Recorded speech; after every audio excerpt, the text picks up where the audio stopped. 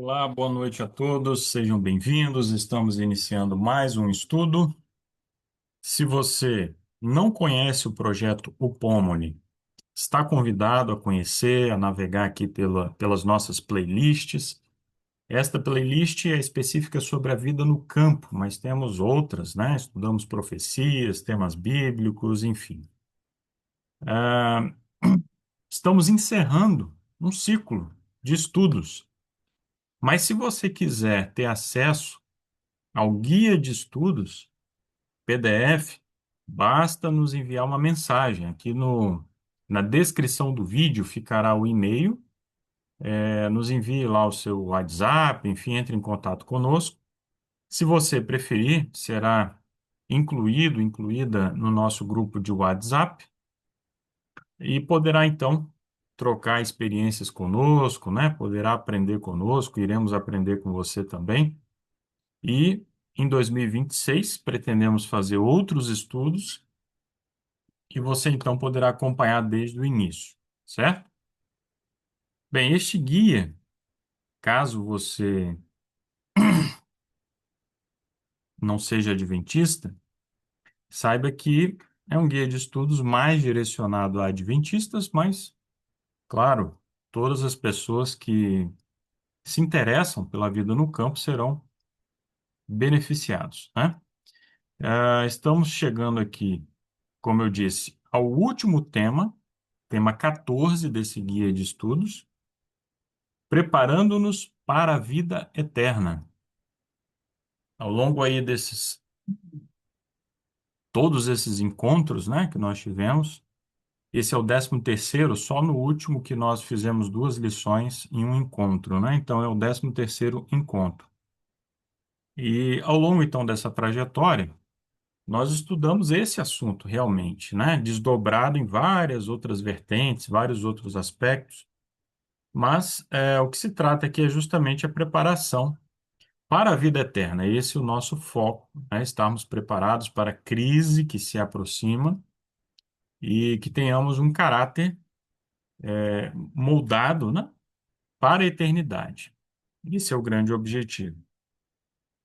O verso áureo, mas como está escrito, as coisas que o olho não viu e o ouvido não ouviu e não subiram ao coração do homem são as que Deus preparou para os que o amam.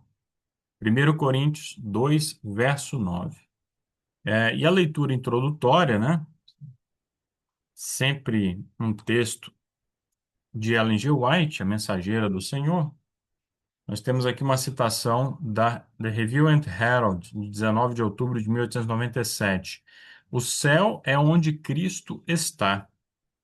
O céu não seria o céu para aqueles que amam a Cristo se ele não estivesse lá. Estamos formando individualmente caracteres que serão apropriados para a sociedade de Cristo e dos anjos celestiais? Estamos, de fato, nos preparando? Dia a dia? Eis a questão, né? Não podeis entrar no céu com alguma deformidade ou imperfeição de caráter, e precisais ser habilitados para o céu agora, no período de prova desta vida. Outra citação de Ellen White, né? Temos várias aqui, vamos destacar apenas algumas. Sabemos que estamos num tempo de prova, e aí ela diz o seguinte também: as tendências que controlam o coração natural devem ser subjugadas pela graça de Cristo antes que o homem caído esteja em condições de entrar no céu e partilhar da comunhão com os anjos puros e santos. Então, as tendências concupiscentes, a maldade, né, tudo isso precisa ser sepultado nesta vida, né, antes da volta de Jesus. Para muitos dos que residem na cidade sem ter um cantinho de relva verde em que pisar, que olham ano após ano para os pátios imundos, becos estreitos, paredes e pavimentos de tijolo e céus nublados de poeira e fumaça, Se esses, né, pudessem ser levados a alguma região agrícola, circundada de verdes campinas, matas, colinas e riachos, os límpidos céus e o ar fresco e puro dos campos, isso lhes pareceria quase um paraíso. A relação entre o corpo, a mente, a espiritualidade, ah, é direta, né? Nós cremos no princípio holístico. Nós somos um todo. Então, aquilo que afeta os nossos ouvidos, a nossa audição, vai afetar a nossa mente, vai afetar a nossa espiritualidade. Aquilo que contemplamos, né? Ambientes sujos, ambientes degradados, pichados, com imoralidade, isso vai afetar a nossa alma. Então, no campo, temos ali o contato com a natureza, com as obras do Criador, né? Temos ali constantemente diante de nós as digitais do Criador. Embora o mundo tenha se degradado ao longo de 6.000 anos de pecado, ainda conserva muito da beleza original, né? A natureza ainda conserva muito das digitais de Deus, né?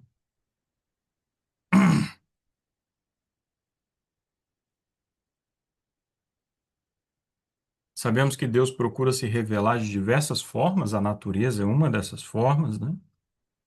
Caminho a Cristo, página 85, confirma isso. O contato constante com o mistério da vida e o encanto da natureza, bem como a ternura suscitada com o servir a estas belas coisas da criação de Deus, propendem a despertar o espírito, purificar e elevar o caráter. E as lições ensinadas preparam o obreiro para tratar com mais êxito com outras mentes. Educação, página 111, parágrafo 3.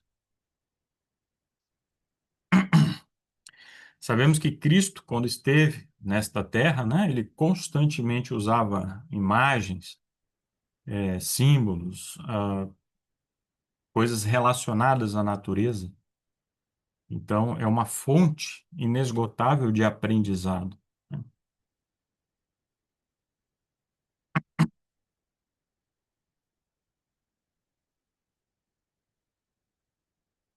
Tópico: proteção na tempestade. Sabemos que em meio às tempestades desta vida, Cristo não nos abandona, né? Jesus não nos promete nos livrar das tempestades, ele promete nos livrar em meio às tempestades. Foi assim lá com os discípulos no Mar da Galileia, né? Promessa maravilhosa. Em meio a todas essas tempestades, a crise que se avizinha, podemos triunfar gloriosamente, pois nenhuma pessoa que creia, vigie e ore cairá presa dos ardis do inimigo. Olha que promessa maravilhosa. Se você crê, se você vigia, se você ora, se você estuda a palavra de Deus, você não será presa do inimigo. Você não será enganado. Poderosos enganos Satanás aí tem preparado para os últimos dias dessa terra. E cremos que somos a última geração, né? Os sinais apontam para isso. Então, se possível, ele enganaria os próprios escolhidos. Aquele que estiver perseverando em oração e comunhão não será enganado.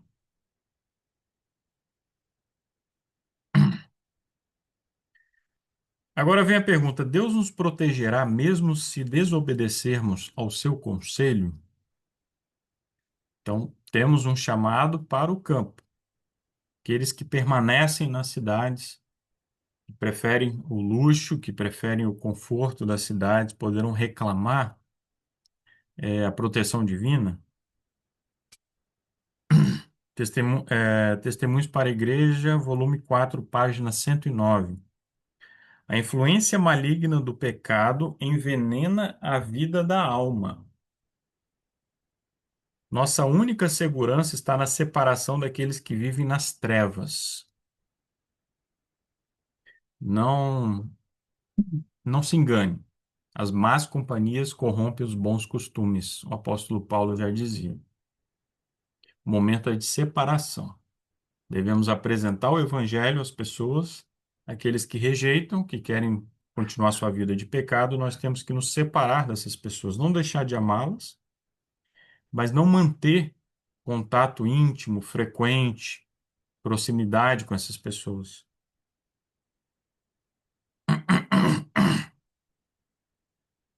O Senhor nos ordenou a sair do meio deles e estar separados e não tocar em coisa imunda.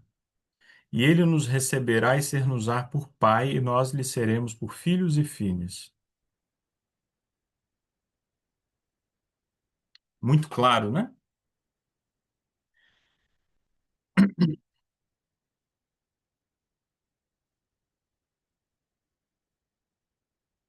Testemunhos para a Igreja, volume 7. Outra repreensão aqui da mensageira do Senhor. Durante anos me foi ministrada revelação especial acerca de nosso dever de não centralizar a nossa obra nas cidades. A obra do Evangelho não deve estar centralizada nas cidades como está hoje, onde se concentram as instituições da nossa igreja, os templos, nós mesmos, né? Nas cidades. Isso está errado. A agitação e confusão que enchem essas cidades, as condições que nelas criam os sindicatos trabalhistas e as greves, tornar-se-ão grande desvantagem para a nossa obra.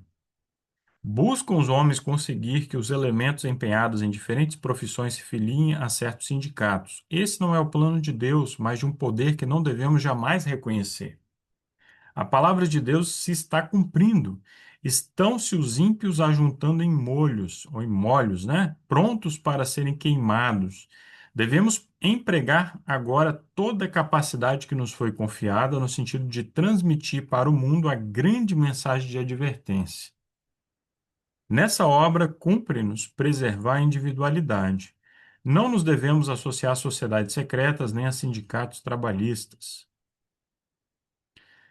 Foi-me revelado que as cidades se encherão de confusão, violência e crime, e que essas coisas aumentarão até o fim da história da Terra.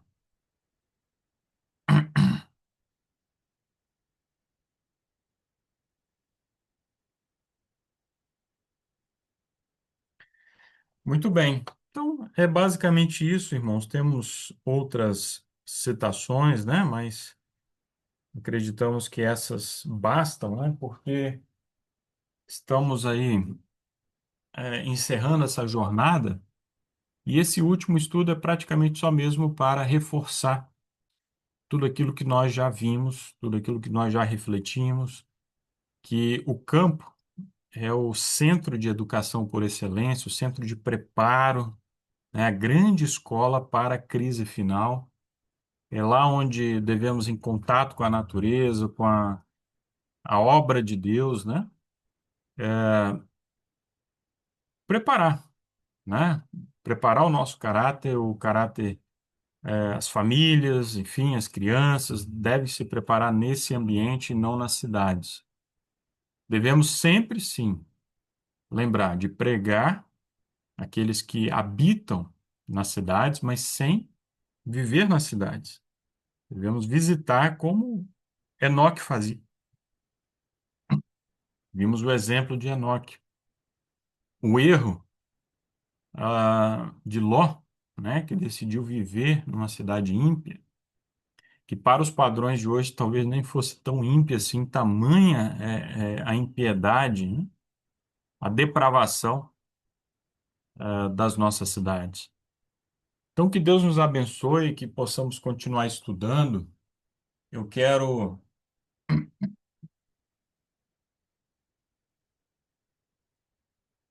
eu quero encerrar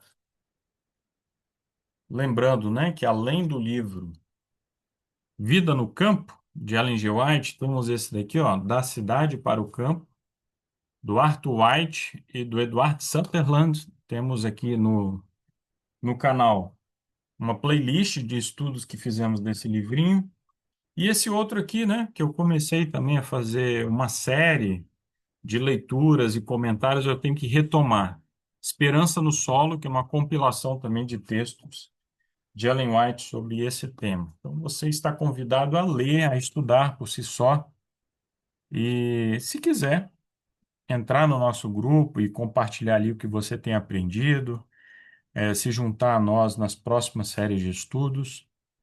É importante termos esse contato, porque nem sempre em nossas igrejas locais temos assim um ambiente propício para que um tema como esse seja estudado. A verdade é essa, né? Então precisamos nos conectar pelas redes sociais, pela internet e assim temos aí um grupo coeso, um grupo significativo de pessoas que compartilham desse mesmo ideal, desse mesmo espírito, que é o espírito que permeia aí os livros de Ellen G. White e a própria Bíblia, né, a palavra de Deus. Sabemos que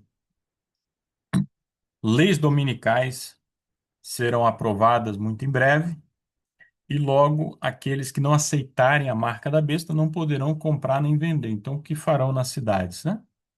Então, o chamado para o campo também é um chamado para que tenhamos condições mínimas de sobrevivência antes que Jesus volte, né? Se não vamos poder nem comprar nem vender, teremos que produzir o nosso próprio alimento, teremos que estar num ambiente em que tenhamos, então, independência, do ponto de vista alimentar, né? Segurança ali alimentar.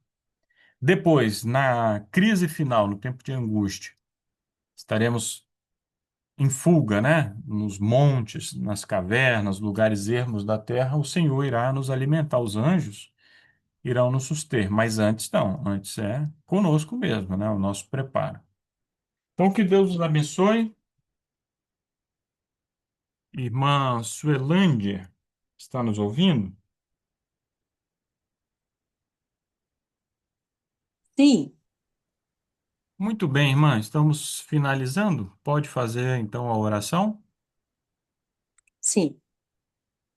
Podemos já orar, né? Sim. Uhum. Oremos. Senhor nosso Deus, nosso Jesus, nosso Salvador, nós te agradecemos, ó Pai, por esses estudos aqui, ó Pai, desse tema tão importante, que o Senhor deixou orientações claras para nós.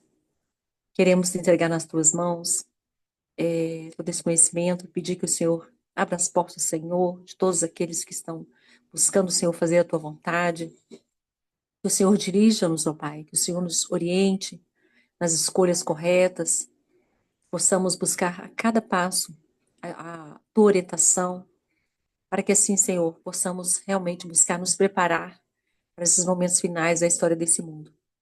Que o Senhor fique com cada um aqui, com todos aqueles que ouvirão depois também. Que o Senhor continue abençoando o irmão Rafael nesses estudos, na direção desses estudos, Senhor, tão importantes. Que o Senhor continue com cada um de nós, esteja conosco nesse sábado também, Pai. Te agradecemos tudo e pedimos em nome e por amor de Jesus. Amém. Amém.